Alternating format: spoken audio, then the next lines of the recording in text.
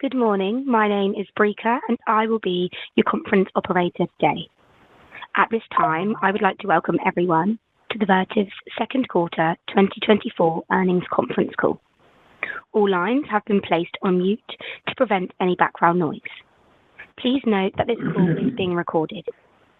I would now like to turn the program over to your host for today's conference call, Lynn Maxeiner, Vice President of Investor Relations. You may begin.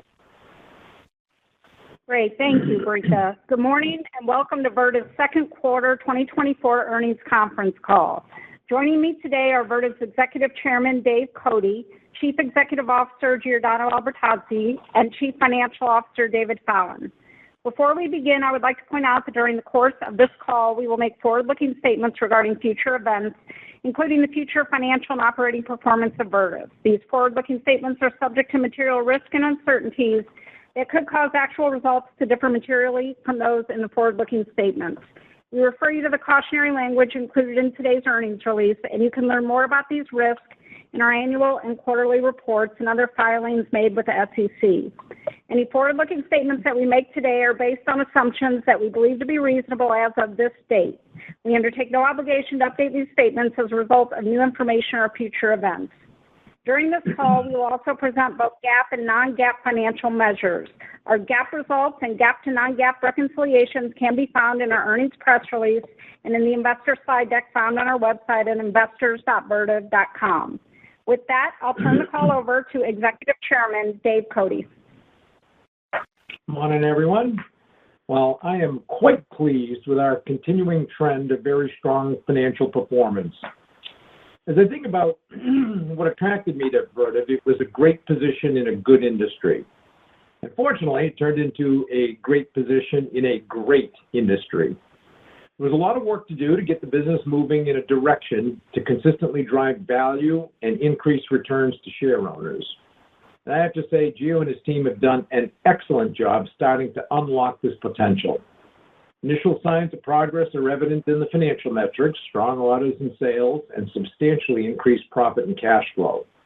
A better operating company delivers better results. It's an interesting time, both in our industry and the world at large. Significant changes underway for both. The industry is rapidly expanding and evolving, and Vertiv is well positioned to strengthen its market leadership with increasing R&D and capacity expansions to further distinguish our unique position as an industry leader. We're gaining market share in a rapidly growing industry as a result of our new products and significantly improved operations.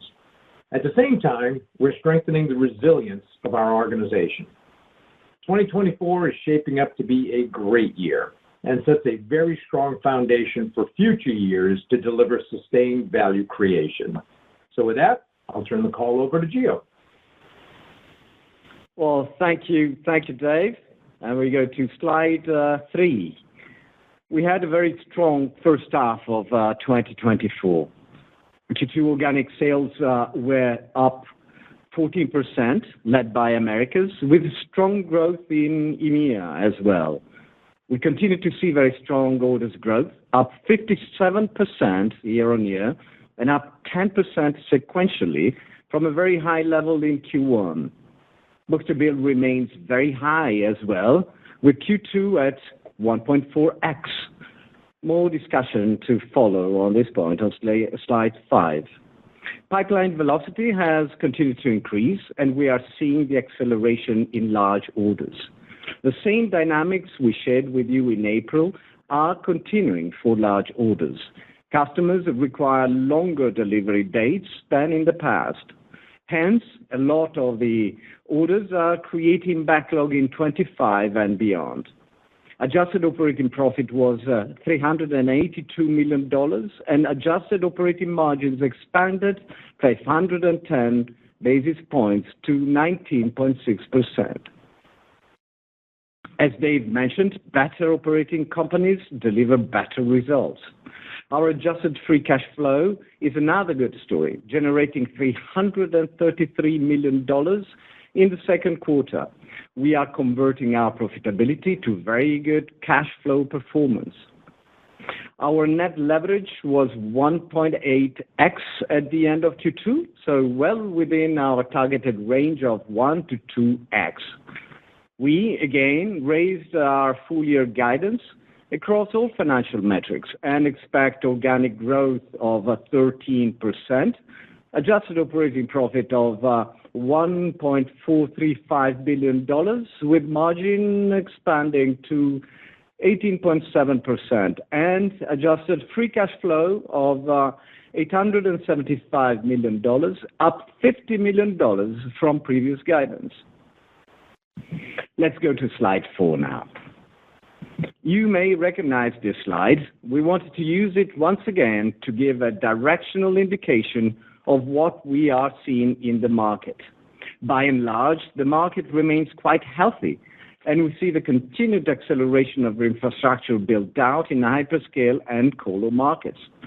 High density and liquid-cooled chips are a reality, and this accelerates the demand for AI infrastructure. We see this happening in the Americas, but also starting in EMEA and Asia, with some positive market signs for colocation and cloud in China as well. Enterprise remains stable, yet we expect to see AI positively impact enterprise over time, and this is starting in the Americas. Telecom remains subdued, as CapEx spending has yet to fully rebound. Commercial and industrial markets are healthy, as there is a lot of infrastructure spending happening in the Americas and APAC regions. So, overall, the market environment is encouraging, especially for data centers, which represent 75% of our end market exposure.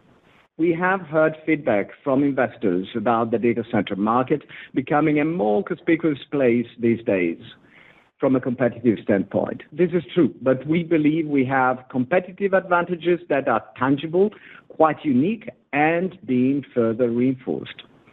As data centers become more critical, I believe Vertiv becomes even more distinguished. We are not selling only one point product or only one small part of, say, the thermal chain. We're selling the entire critical infrastructure for data center. We power and cool and service data centers. We provide complete solutions. We act as the connective tissue between IT and facilities in a data center. It is a rare position in the industry, born of over 50 years of experience. We don't think this is easily replicated, and our orders are a good representation of our customers' trust in Vertiv. Certainly, there is intense focus on the liquid cooling portion of the market, and understandably so at this moment. Our advantages are clear. We have a comprehensive portfolio of liquid cooling technologies, direct-to-chip, immersion in row CDUs, in rack CDUs, rear door heat exchangers, and we know how to integrate these key technologies into the entire thermal chain solution. This differentiates Vertiv. We continue to see direct-to-chip as our customers' prevailing technology of choice, and we have a complete portfolio of technology solutions ready for deployment. Surrounding this is a global service organization with almost 4,000 field service engineers. We talk in minutes and hours to get to a customer's site. It is very important to our customers to have local service support. So we see market participants emerging with point products in liquid cooling, a small part of the overall thermal solution for a data center, but they have a far different profile than Vertiv. And I would say we aspire to be an even bigger player in liquid cooling, and we have very good reasons to believe our ambition is indeed reasonable. So let's move to slide 5 now. Another quarter of extremely strong order growth. Pipeline velocity increased, and we continue to see AI scaling, especially in the Americas. The strength of orders is across our portfolio. Power management and thermal management orders grew at very similar rates in Q2, and both convincingly strong. There is a strong correlation between power and cooling, and we would expect that balance of sales in our portfolio to continue over time. This quarter, we have introduced the trailing 12-month orders metric. As we have previously highlighted, there can be a natural variation to the timing of large orders in any quarter. Trailing 12 months is a good metric to assess order activity, smoothing some of the quarter-to-quarter push and pulls. We also know we have increasingly tough comparisons ahead, and we believe we still see low double-digit orders growth in the third quarter on a year-on-year basis, but we expect a sequential decline in orders from an extremely high second quarter. This is where the trailing 12-month order metric can be helpful, as we expect to stay in the 30s range, indicating a very healthy and strong order trend, supportive of our financial guidance. As mentioned, customer request dates elongated for large projects in the hyper and colo space in general, as the scale of deployments continue to increase. We view this as the industry wanting to manage this growth and technology transition in an orderly manner. As a consequence, a lot of the orders are for future years, and we feel good about how 2025 is shaping. Pipeline, orders, backlog, all three are positive in the same direction, and we like what we are seeing. Let's now look at the right side of slide 5. We continue to focus on resilience to navigate an increasingly complicated geopolitical environment. Multi-sourcing strategies, risk identification and mitigation plans are key to building supply chain resilience. Inflation. We believe it is here to stay, as mentioned a few times. We price with this in mind and have a good process and governance in place to stay price-cost positive. We continue to expand capacity, including adding more modular and thermal management capacity in the Americas, besides the expansion plans we already shared with you across the other technologies. The ramp-up of liquid cooling production capacity globally continues, and it is quite encouraging. This technology is in 3 of our plans today, and we are on track to finishing 2024 with a 45x capacity increase compared to baseline at the end of 2023. So we are investing at the same time. As we are investing at the same time, Vertiv Operating System continues to be a key driver to liberate footprint capacity to accommodate our growth trajectory. If the market grows faster, we will not constrain ourselves, and we are diligent as we look at different demand scenarios. We believe our capital expenditure forecast of between $175 million and $200 million will cover the scenarios needed to meet the demand trajectory. Let's now go to slide 6. You have heard us mention service as a differentiator and one not easily replicated. Service is one of our superpowers. It demonstrates we have been in the data center industry for decades. Service represents 23% of our total sales last year. And additionally, the service business has the financial characteristics you would expect, including a strong margin profile that has been expanding. We like this part of the business a lot, and it is uniquely strong for Vertiv. Service opportunity is proportional to the critical nature of the application. In an AI high-density world, criticality is increasing, and we believe service matters even more. The stakes are significantly higher. The value of each rack can be in the millions of dollars. The thermal management and power management systems are becoming more complex, and the nature of the loads more unforgiving.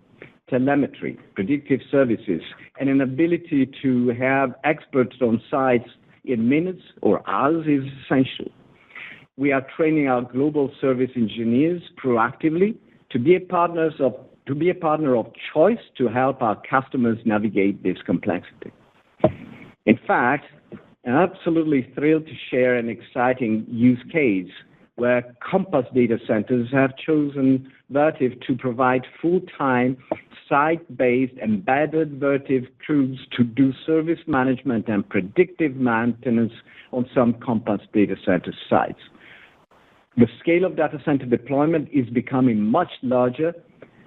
The value of dedicated service personnel on-site full-time is becoming absolutely compelling. We thank Compass for their trust in Vertiv. With that, over to you, Deb. Great. Thanks, Gio, and good morning, everyone. Turning to slide 7, this slide summarizes our second quarter financial results. Our organic net sales increased approximately 14%, slightly above the high end of our guidance, primarily driven by, once again, strong performance in the Americas, where organic sales were up 17% from prior year. Adjusted operating profit of $382 million was $131 million higher than last year, driven by the higher volume and improved variable contribution margin, which benefited from both year-over-year price cost and significant productivity gains.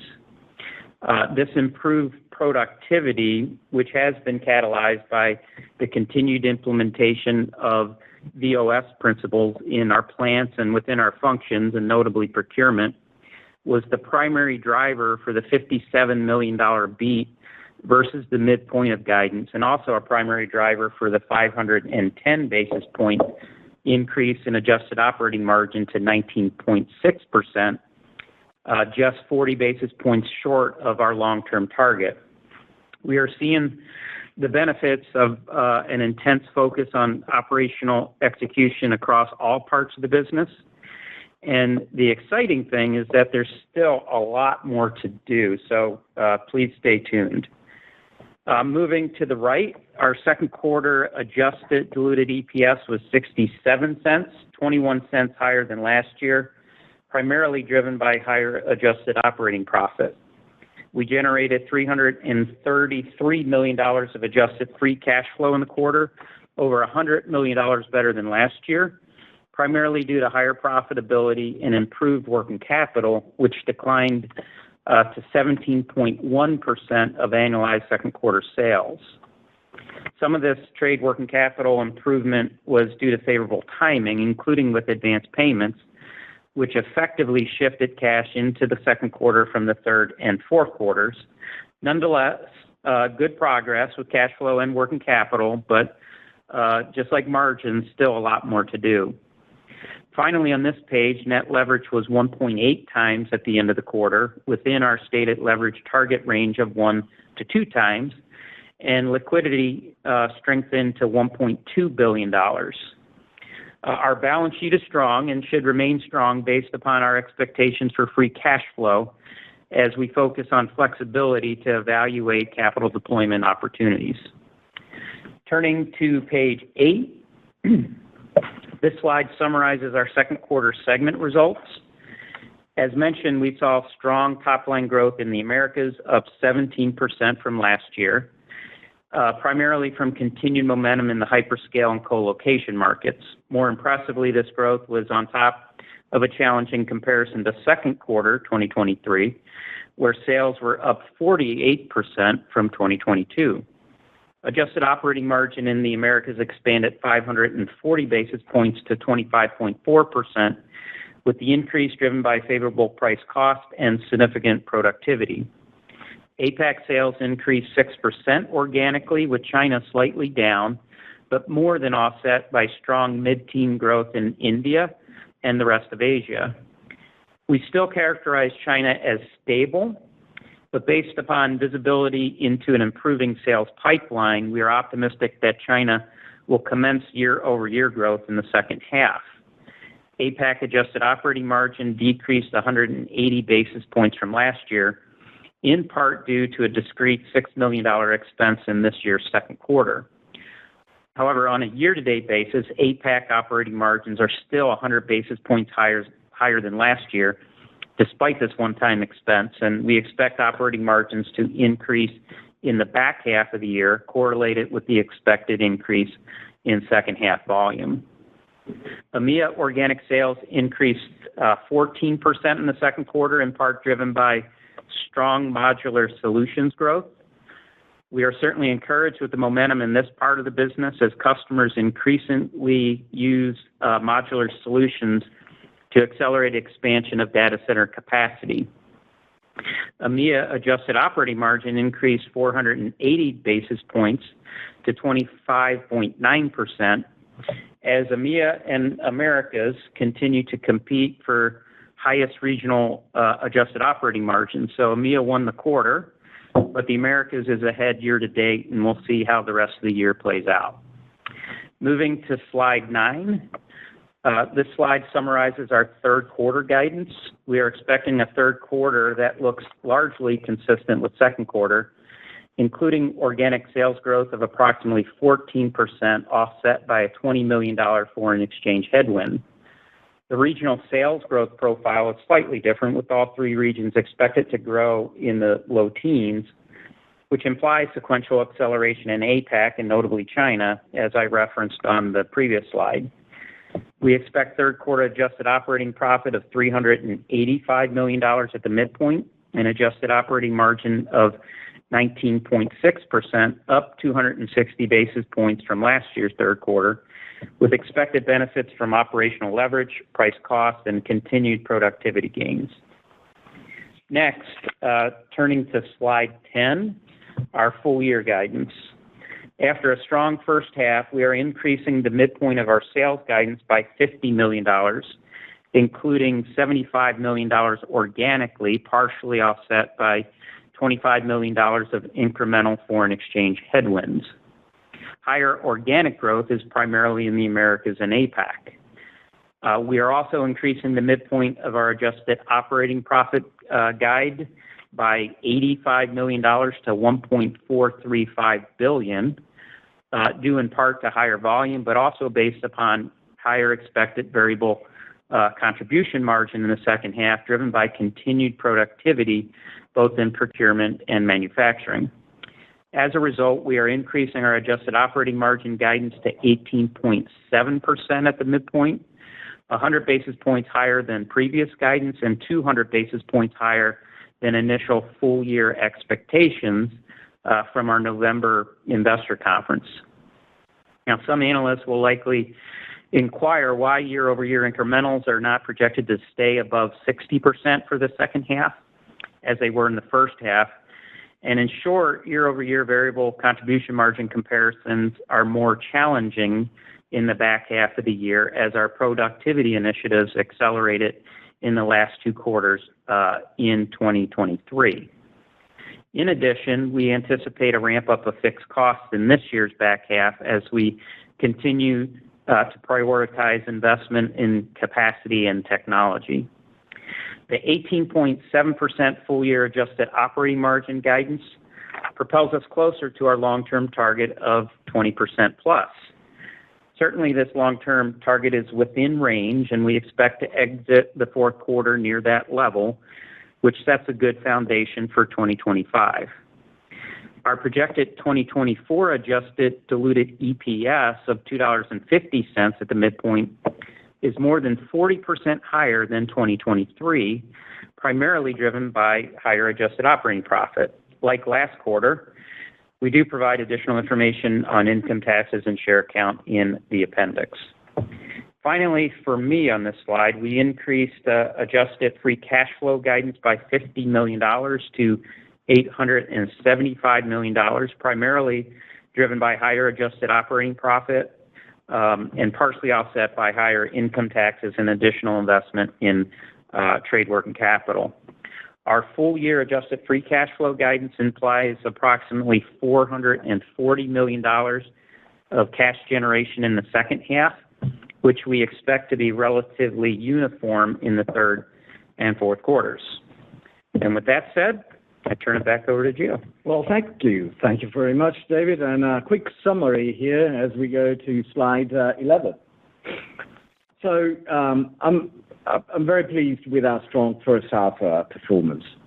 The executional strength of Vertiv continues to improve, and we see that translating into our financial performance, including sales growth, profitability, and free cash flow. It gives us confidence to raise guidance again for 2024 and continues to strengthen our view on the next year. The market is evolving and becoming more critical, and that plays into Vertiv's strengths very well. Technology, global scale, portfolio breadth and depth, services, these attributes matter to our customers. Well, we stay humble and focused. Every day we work hard to reinforce our competitive advantages. I said that on the last call, we fully intend to keep winning. We are in a good place now. We can always do better. There is absolutely no room for complacency.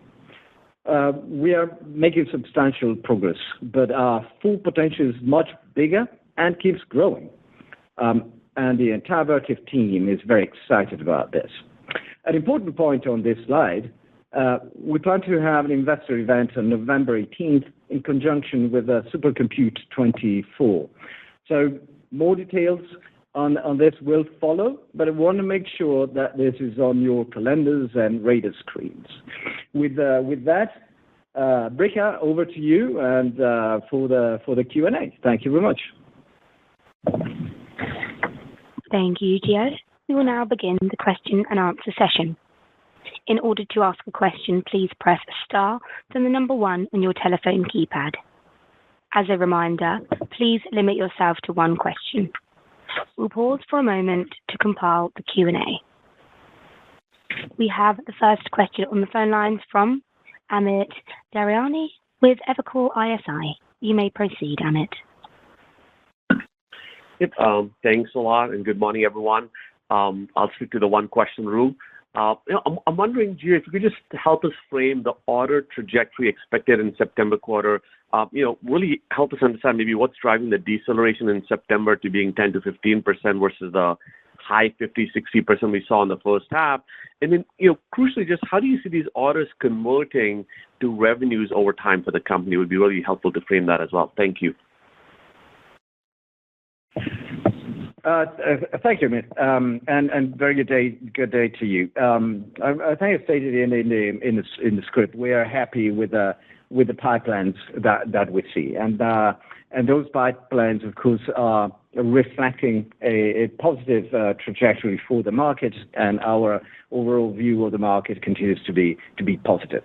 So if you go back to April, we had certainly a more prudent view of Q2 orders, but there are a lot of big orders and individual POs in this market, and sometimes it's just can be a question of timing whether they happen in one quarter or another quarter. So overall, our view of the market, it continues to be very positive, very, very positive. We're very happy about the trajectory of orders so far, but we are also aware of the fact that the timing can be an element here, order timing. That's why we want to make sure that we do not just talk about orders in one quarter, but we talk a little bit kind of a broader metric like the trailing 12 months that we have introduced now. When it comes to the second half, the second part of your question about order timing and translation in revenue, it's pretty much what we said last time already. For the upper part of the market, meaning the larger part of the market, larger orders for the cloud and co-location, we are thinking now in terms of 12, 18 months on average. Very specific individual orders can have different dynamics, but on average we think about an elongation that we already described last time around. And hence, considering Q2 and Q3, the majority of that will sit in future years, so to 2025 and beyond. But again, nothing particularly strange or different than what we've observed before already.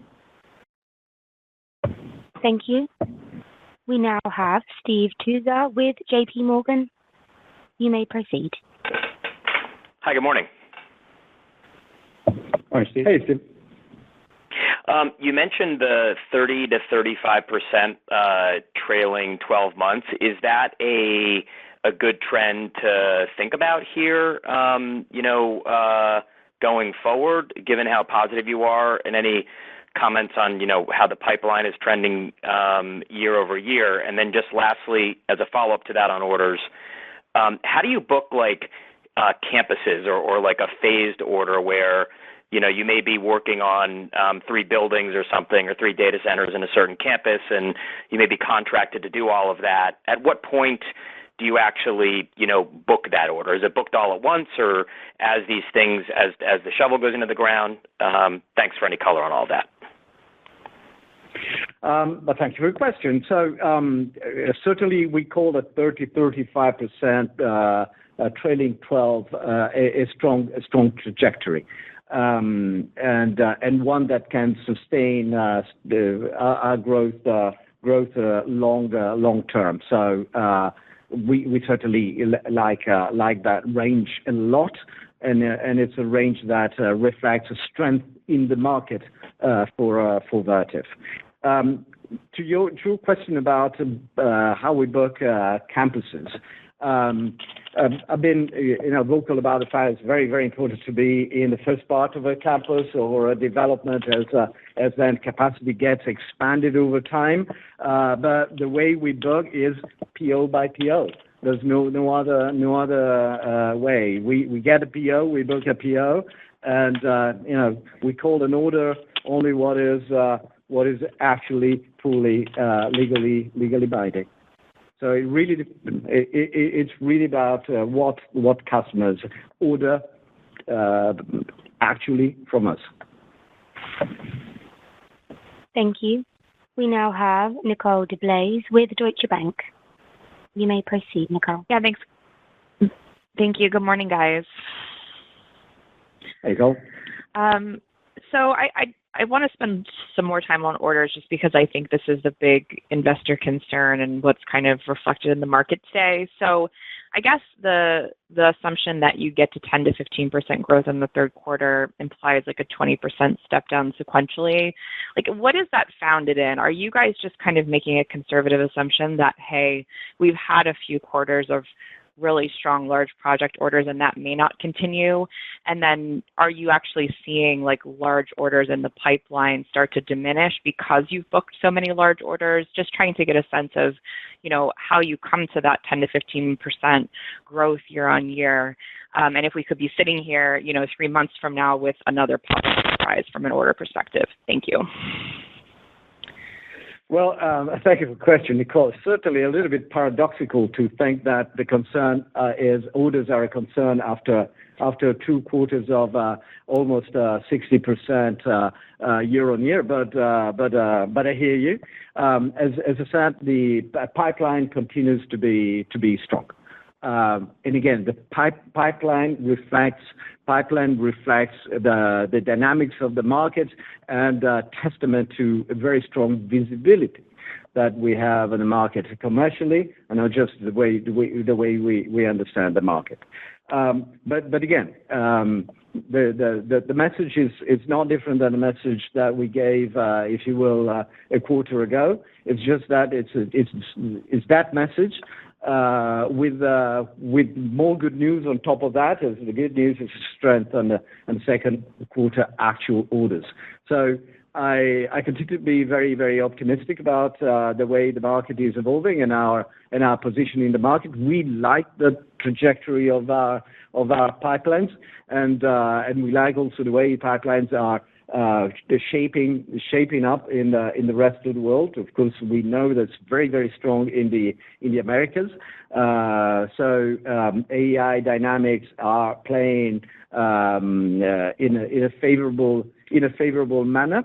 That said, again, sometimes receiving an order the kind of first day of the quarter or last day of the quarter can swing things around. So again, let's not be too obsessed about the individual quarter. It is important. We're very proud about what we printed in second quarter, and let's make sure that we keep an eye on the trajectory, on the long-term trajectory, and the long-term trajectory is very strong. Thank you. We now have Mark Donnelly with Goldman Sachs on the line. Yes, good morning. Thanks very much for taking my question, which is on pricing. Vertiv have been expecting a bit more than $60 million of net price cost positivity for this year. Can you speak at least qualitatively on how the pricing environment has evolved, and are you seeing net pricing become any more competitive in new programs that come up for bid given increased competition in certain parts of the industry? And if so, is that potentially limiting the degree of price cost positivity over the longer term? Thank you. Absolutely. We continue to operate in a market that is favorable from a demand and supply balance standpoint. We have very strong competitive advantages in the market. So we feel good about what we're doing. We feel very good about the pricing muscle and pricing strength that we have built over the last 2-3 years. So things continue to be encouraging in that respect. Of course, we operate in an environment that is mature as a market. Our customers are sophisticated players. So we continue to be adamant about the fact that our price-cost equation will continue to be positive in the future, and we feel good about our position in the market and our ability to price the value that we deliver in terms of technology, in terms of service level, in terms of access to capacity to our customers. Thank you very much. Your next question is from Andy Kaplowitz with Citigroup. Good morning, everyone. Hello. Good morning. David, you talked about a lot. David talked a lot more about productivity, and so maybe Gio or David, you could talk a little bit more about the opportunities you see there. Is there any risk that you could lose any of this productivity improvement as you continue to ramp in areas such as liquid cooling? And then, if there is a lot of room on the productivity side, pricing still improving, you keep leveraging double-digit revenue, couldn't you end up with a margin way higher than that 20% target you have for 26? I would say this is certainly premature. We know that 20% has always been a 20% plus, not necessarily a ceiling. We are very happy about the trajectory we're on right now, but quite adamantly, and we've been vocal about that forever, and certainly in the introductory comments here. We're far from full potential. But when we look at the way, for example, liquid cooling is ramping up, the way top line is heading as reflected in the current guidance, etc., are all elements that play in favor of us being able to be more effective in achieving our efficiency, leveraging volume, etc. So I'd say that productivity is a big element in our value equation, not the sole, of course, but an important one. And what we see happening in terms of business trajectory, but also internally, the improvements and the gains that we see being realized are encouraging in that direction. But again, we are certainly operating the company much better. There is so much more we can do, and that will be our forever mantra, no matter how strong we can be. We now have Scott Davis with Melius Research. Hey, good morning, everybody. Good morning, Scott. You devoted a whole slide. Good morning, Gio. You devoted a whole slide to service, so obviously you think there's a lot of potential here. I guess my question is kind of what is the key KPI here? Is it just can you price around kind of guaranteed uptime? Is it just having field service guys on site? You can just price arb that labor. I mean, what is kind of the value to you guys and to the customer? I guess more explicitly. I know it's a kind of a big topic overall, but it wasn't 100% clear to me off the slide. What and then also just the potential. I mean, if you devote a whole slide to it, clearly you think it can become pretty material, pretty, I would assume by 2025. So anyways, I know there's a lot there. Just answer what you want, and I'll pass it on. Thanks. Yeah, I think it's certainly a question that would deserve a multifaceted conversation. I'll try to go to what are the key metrics here. I think there are two dimensions to that. One is for us. Clearly, recurrent revenue is an important aspect, having a large installed base and being able to attach to that installed base. So all things that we measure obsessively and we track and we make sure that we operate very well from a commercial but also kind of a delivery standpoint. So I call our service business quite mature, very mature in that sense. And clearly with the current revenue, with the attach rates, it's quite valuable set of revenue that delivers for us in terms of productivity. In terms of margins and profitability. But there is another element of help for us, that is service being a differentiator that makes a difference and plays a very important role in our market share project solutions market share, let's say equation and competitive advantages. So it is very, very important in that respect. As I mentioned when we were going through the slides, the importance of service is enormous for our customers, and we're very proud being able to support the industry with that. The example that I made very, very, let's say at a high level, obviously given the time constraints when we were going through the slide, is a liquid cooling system. So here we have probably a $2 million rack that is kept alive, if you will, by a secondary, so-called liquid cooled circuit. And there is an inertia on that is in seconds.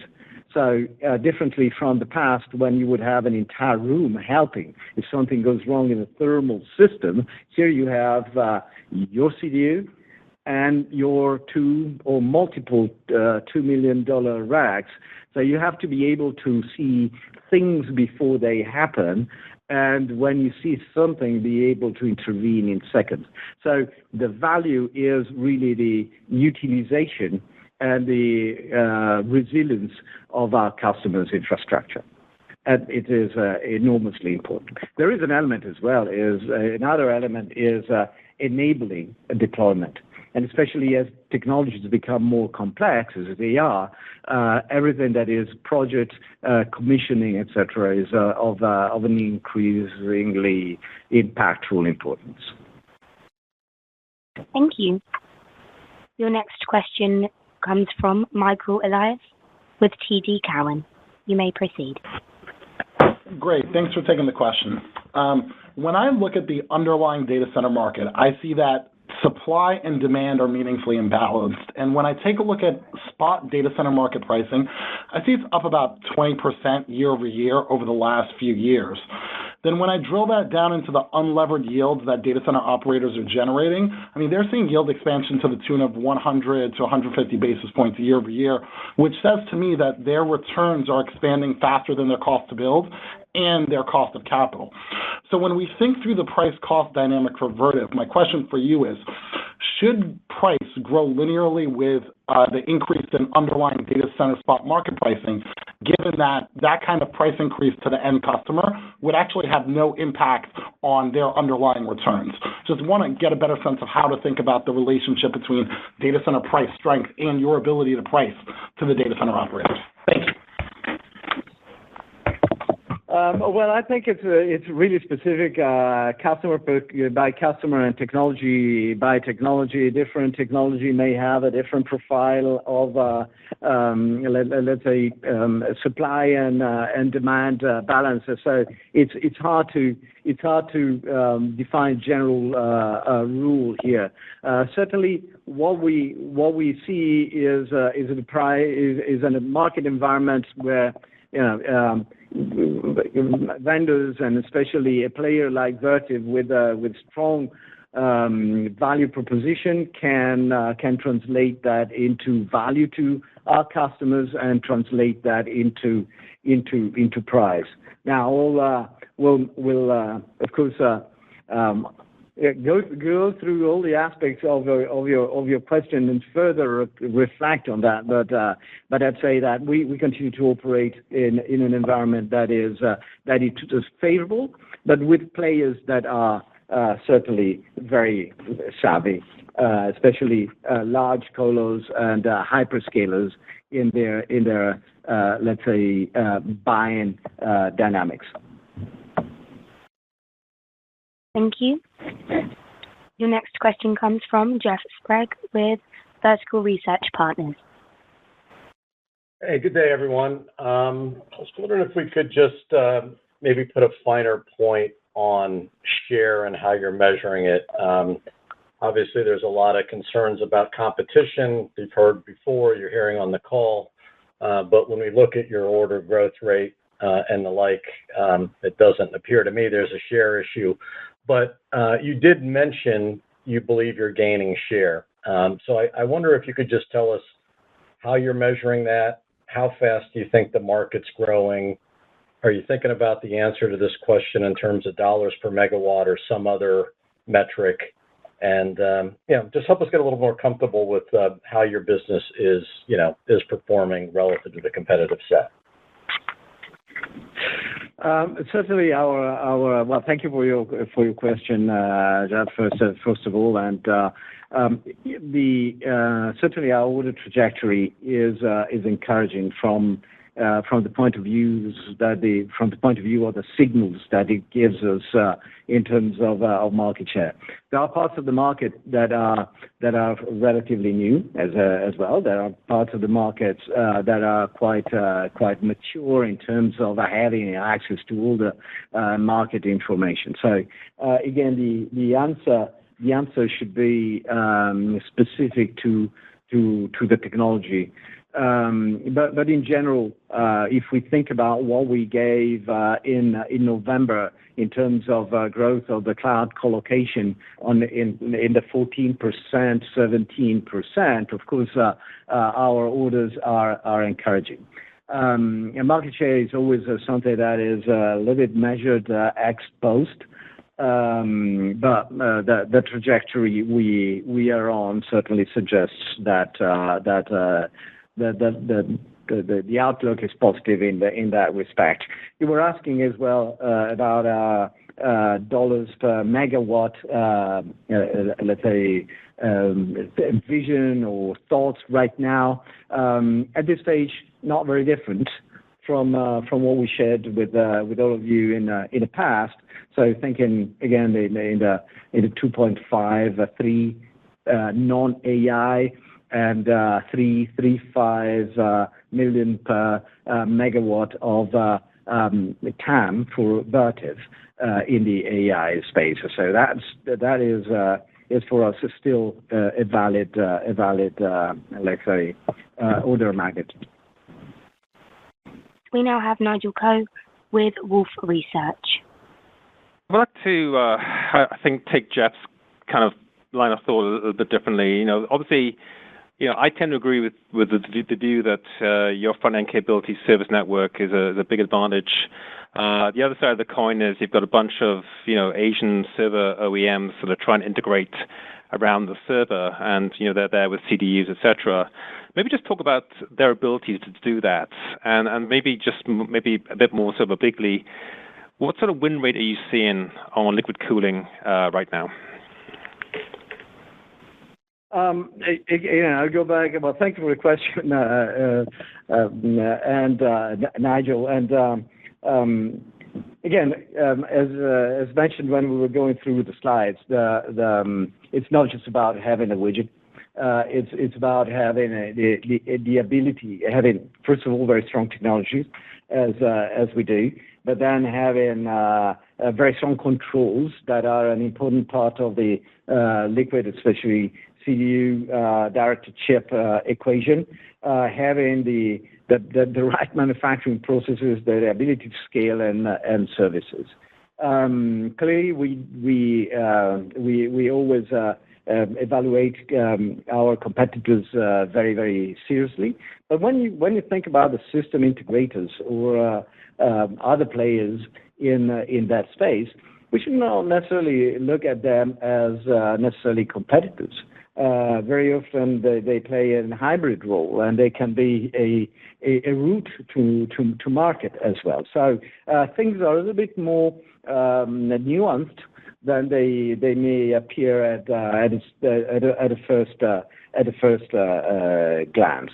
So when it comes to win rates, we'll not go into the details of the win rates at this stage, but I think it's important to say that we are very, very happy with the trajectory of orders and backlog that we have in the liquid cooling space across of course the portfolio, but in particular in the CDU space. Very, very, very, very happy. But I will not go into more detail at this stage. Thank you. As a reminder, if you would like to ask any further questions, please press star followed by 1 on your telephone keypads now. Your next question comes from Noah Kaye with Oppenheimer Funds. Thank you. So with enterprise on-prem migration of workloads to the cloud, perhaps getting into a little bit more of a new equilibrium here, you mentioned an uptick in the outlook for enterprise in the Americas. To what extent was that contemplated in the sort of 3 to 5% outlook you gave at the November Investor Day? Could we potentially be seeing growth starting to pick up versus that rate? And is that something that you're seeing in the pipeline currently? Well, thank you for the question. A good point in the sense that when we talked about that 3 to 5%, we were saying that may be, if you will, augmented, expanded by the implications of AI as AI matures and becomes more available, and not just on cloud and colo. So I'd say that it's early stage, but we gave a different color for a reason on slide 4, I think it was, and it is exactly that pipeline start to indicate that things may be better in the enterprise part of the market than we had in our November model. But it's yet a little bit premature to rethink aspects of the model, but it's something that we do constantly. But yes, we see positivity in the pipeline and certainly in the direction of a faster growth in enterprise than originally expected. Now has Steve Tusa with JP Morgan. Oh, hey, thanks for taking the follow-up. Just a question on cash. Seasonally, you guys are usually, kind of flat from the second to third, and then up nicely in the fourth. I know that there's some timing on down payments involved with the contract or deferred revenue, however you want to call it.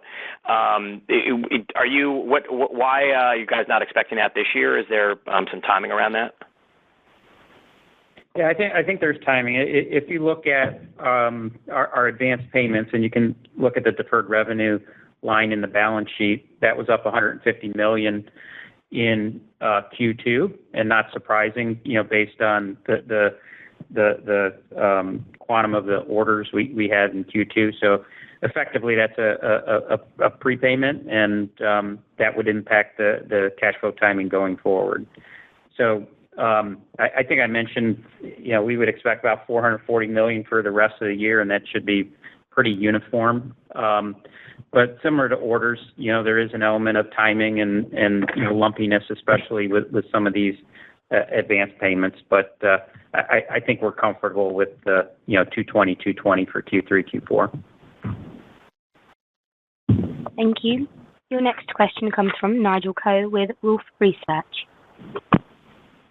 Thanks for the follow-up. Just wanted to talk about the margins in APAC mainly. It's good to see the Americas and EMEA having this competition. Just wondering when APAC is going to get involved in this competition. So as we see the inflection in APAC coming through, what kind of incremental margin should we expect as we go over the next couple of years? Yeah, I think if you look at APAC, they're probably not going to be an active participant in the regional high, and there's some market differences there, notably with China. But if you look on a year-to-date basis, even though they were down in Q2 and versus prior year, and some of that driven by the one-time expense, but on a year-to-date basis, they're still 100 basis points higher than they were last year. We think that year-over-year variance will expand in the second half. And BOSS principles work in APAC just like they do in the Americas and EMEA. So we are doing the same things in APAC as we are doing in the rest of the world. And even though from a relative basis may be a step below APAC and America, we expect expansion of operating margins in APAC for the rest of the year and also going forward. Thank you. Our final question comes from Brett Lindsey with Mizuho. You may proceed. Thanks. Good day, everyone. Hey, so you noted in the slides managing timing constraints around construction and power availability. I guess, is there a way to mention how much of the current backlog is permitted, resourced, ready to break ground versus the portion that might be a little bit more data uncertain? Just trying to get a better sense for the visibility in next year. Well, thank you for your question. When we talk about permitting and power constraints, we talk about in general the industry as a whole. So it's not something that necessarily is applicable to our backlog. We believe that what we have in backlog, we're reflecting our customers' requested delivery dates, already accounts for all those aspects. Well, there could be a little bit kind of adjusting exactly when a given site is ready, but nothing unusual and nothing different than what has happened in the industry for 4 years.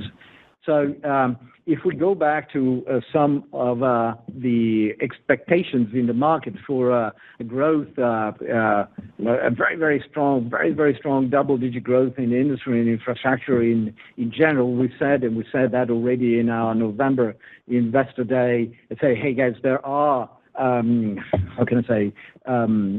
aspects. There are influencing factors that are reducing this exuberance to levels of market growth that, again, going back to what we were saying in the cloud and co-location, is already, let's say, 15, 16, 17% CAGR. So growth rates that are very, very, very respectable in many respects. But no, my comment did not have do with our backlog. Our backlog is based on the requested delivery dates that we get on the PO that we receive from our customers, and it could be a minimal adjustment depending on the needs. Hopefully addressing your question and concern.